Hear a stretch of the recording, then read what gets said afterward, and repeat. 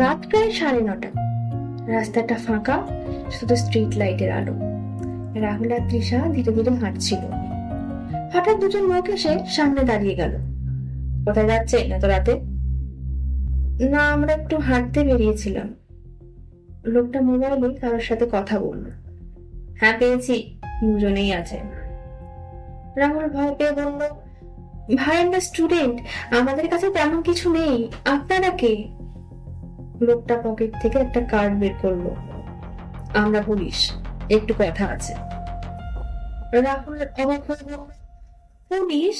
কিন্তু কেন? আপনার নাম কি? রাহুল।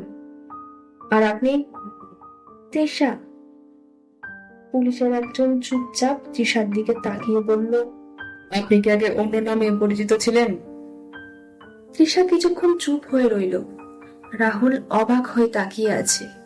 মানে? পুলিশ বলল, কয়েক মাস ধরে রিয়া নামের একটা মেয়ে ছেলেদের সাথে সম্পর্ক করে টাকা হাতিয়ে নিচ্ছে। আমরা অনেক দিন ধরে খুঁজছি। রাহুল হতভম্ব হয়ে তৃষার দিকে তাকালো। তৃষা, এটা কি সত্যি?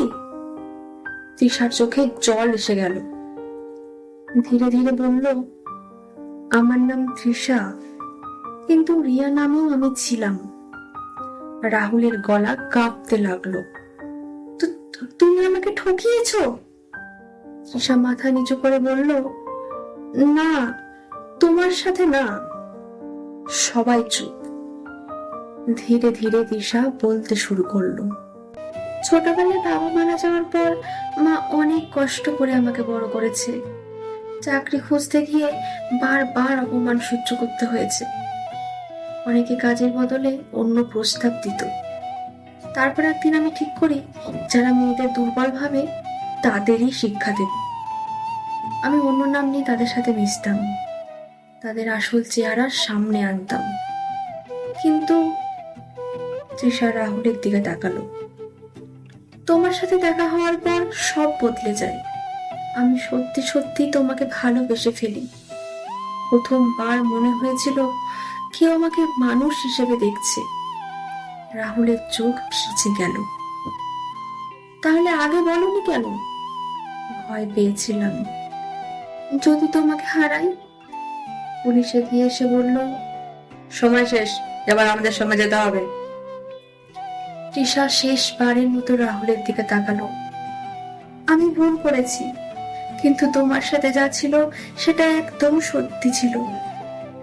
রাহুল কিছু বলতে পারল না, শুধু দাঁড়িয়ে রইল। তৃষাকে গাড়িতে তোলা হচ্ছিল।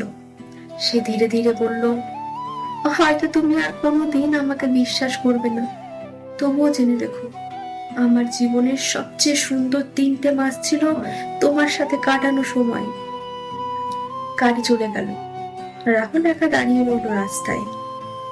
আর প্রথমবার বুঝলো, কখনো কখনো সত্যিকারের ভালোবাসাও অতীতের ভুলের কাছে হেরে যায়।